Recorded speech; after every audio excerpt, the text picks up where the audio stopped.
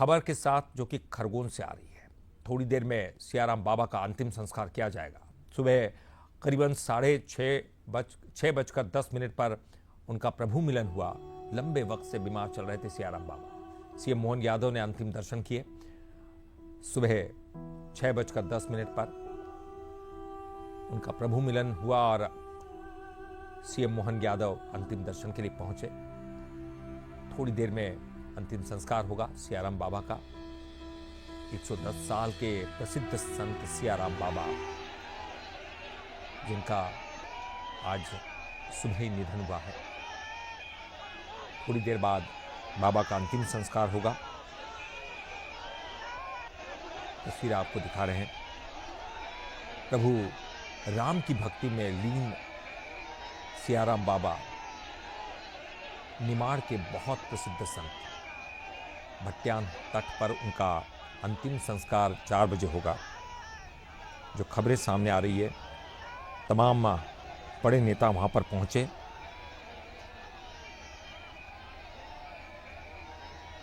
तो तस्वीरें आपको दिखा रहे हैं।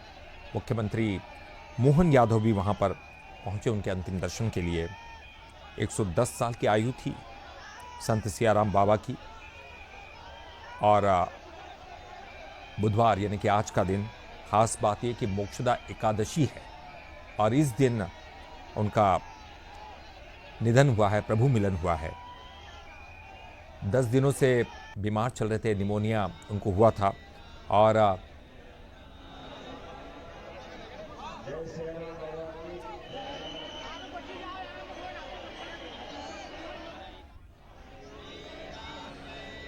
तो काफी प्रसिद्ध थे। और जिस गांव में जहां से उनका बहुत ज्यादा निकटतम संबंध रहा है, गांव में खाना नहीं बना। आज बड़ा मातम पसरा हुआ है। अपने बाबा के अंतिम दर्शन करना चाहते हैं और उन्होंने खाना नहीं बनाया। हमारे संवाददाता ने वहां पर जायजा लिया, उनसे बातचीत की। आज हम मौजूद हैं तेली भट्ट्यान गांव में, जहां संत सियाराम बाबा ने आज सुबह ब्रह्मलीन हुए हैं। आज हम उनके गांव में आए हैं और हम उनके जिस गांव में हैं वहां के जो ग्रामीण हैं, जो उनको दिन रात देखते थे, उनको प्रणाम करते थे, उनका आशीर्वाद लेते थे, आज हम उनसे सुनते हैं उनके जीवन की गाथा। हमारे साथ में मौजूद है गांव के गजानन जी। बताएं गजानन जी, बाबा का दिन कैसे गुजरता था, क्या उनकी रूटीन की प्रक्रिया रहती थी? बाबा का दिन सवेरे से वो शाम सवेरे 6 बजे से जग जाते थे, ऊपर जाते थे, स्नान करते थे, भभूति लगाते थे और उसके बाद वो जो पक्षी थे उनको कोई बिस्कुट खाना वाना खिला के वो नीचे आ जाते थे। फिर चाय बनती थी और सब उनके हाथ से वो पूरे चाय का सामान डालते थे। शक्कर पत्ती जो था उनके हाथ से डालते थे और सबको चाय वहाँ एक सामान मिलती थी और फिर बैठ जाते थे। सब भक्त आते थे और उनके चरण स्पर्श करके दर्शन करके जाते थे। ऐसा बोलते हो हमेशा रामायण पाठ? हाँ, रामायण पाठ तो उनके समक्ष एकदम सामने ठीक हमेशा। और रामायण के पास वो सोते थे, वहीं उनका सोना भी रामायण के पास था। 24 घंटे में से कितने घंटे रामायण का पाठ? 24 घंटे में से माने चल के 12 घंटे, 12 से ज़्यादा 12-14 घंटे जब तक रामायण तो उनके समक्ष रहती थी। कब से आए हुए बाबा अपने इस गाँव? ये बाबा आए यहाँ 1955 में आए थे यहाँ। कैसे आप लोगों ने उनको जाना, कैसे उनकी महिमा है, क्यों इतने लोग उनको मानते वो हैं? हमने तो कोई ये नहीं कहा, पर जो गांव वाले हमारे जो बुजुर्ग थे वो बता रहे थे। बोले बाबा आए तो एक पैर पे खड़े राम के, वहाँ पीपल का पेड़, बड़ का झाड़ है पीपल का, उसके ऊंचे रामायण पढ़ते थे। एक वहाँ पे खड़े रहते थे और एक बोले कि किसी से भोजन भी नहीं मांगा, वो पत्ती खा के रहते थे। पर वो क्या हुआ कि गाँव वालों ने थोड़ा मिलकर तो किसी ने एक दिन टिफिन दे दिया है, तो बाबा को जब टिफिन देने गए तो उन्होंने खा लिया।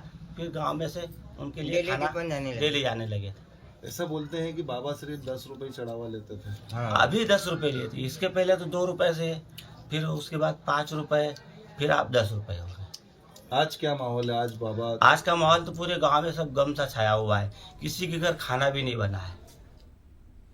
और चलिए इस पर ज्यादा जानकारी के लिए बात करेंगे। हमारे साथ हमारे संवाददाता फरीद जुड़ गए हैं फोन लाइन पर।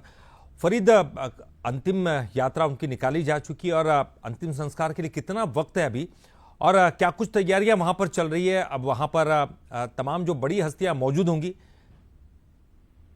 जी, साफ तौर पर देखा जाए तो जिस तरह से सेवादार वहाँ लगे हुए और उनसे जब चर्चा हुई तो उनके साथ तो बताना था कि 4 बजे के लगभग जो उनका अंतिम संस्कार का समय रखा गया। और अभी फिलहाल बात करें तो मुख्यमंत्री मोहन यादव जी वहाँ पहुंचे तो उन्होंने अंतिम दर्शन किए और साथ ही वहाँ पर जो विधायक क्षेत्रीय विधायक भी सचिन यादव भी पहुंचे, खरगोन विधायक बालकृष्ण पाटीदार भी पहुंचे और अभी हाल ही में वो यहाँ से एक निजी कार्यक्रम के लिए रवाना हुए। लेकिन आप देखें तो वहाँ के जो माहौल है वो हालांकि काफी गमगीन है। पूरा क्षेत्र की हम बात करें तो पूरे क्षेत्र में सारी दुकानें बंद है, सारे घर बंद है और लोगों का जो तांता लगा हुआ आप देखेंगे तो कम से कम 4 से 5 किलोमीटर का जो रोड है वो लोगों से कचाकच भरा हुआ है, आना और जाना सतत बना हुआ है। अगर हम इनको वहाँ रुकने की अगर देखें तो रुकने की व्यवस्था नहीं, इसीलिए पुलिस व्यवस्था लगी, प्रशासन लगा हुआ है। जो आ रहे हैं उन्हें दर्शन करके वहाँ से तुरंत रवाना किया जा रहा है। पूरी तरह से जो देखे तो गमगीन माहौल भी, लेकिन उसके बीच जो दर्शनार्थी है वो आना जाना बना हुआ है। जी ललित। बिल्कुल फरीद, और ये कहा जाता था क्योंकि कुछ लोग कहते हैं कि 1955 से उनको देखा, 1933 से वो लगातार नर्मदा की परिक्रमा कर रहे हैं, वहां पर उनकी पूजा अर्चना कर रहे हैं और त्याग और तपस्या की एक मूर्त थी। जिस तरह से उन्होंने खरगोन, निमाड़ और पूरी जगह पर लोगों के हृदय में स्थान बसाया है, तो आप क्या कुछ देख पा रहे हैं? क्योंकि केवल खरगोन और निमाड़, पश्चिम निमाड़ हो, पूर्वी निमाड़ हो, तमाम जो उनके अनुयायी है, उनको मानने वाले लोग यहाँ पर मौजूद है इस वक्त।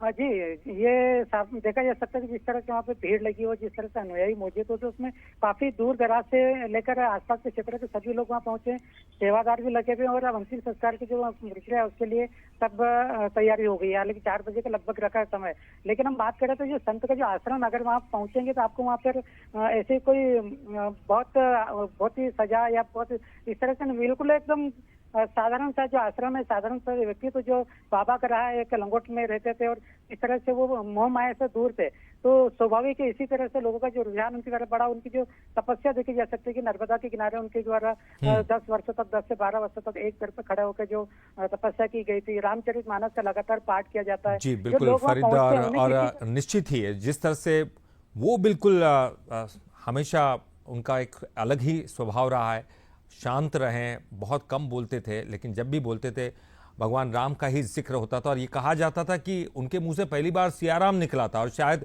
इसी वजह से उनका नाम सियाराम बाबा पड़ गया। उनका असली नाम तो कोई नहीं जानते थे। फिलहाल बहुत बहुत शुक्रिया फरीद जी इस पूरी जानकारी के लिए आपका।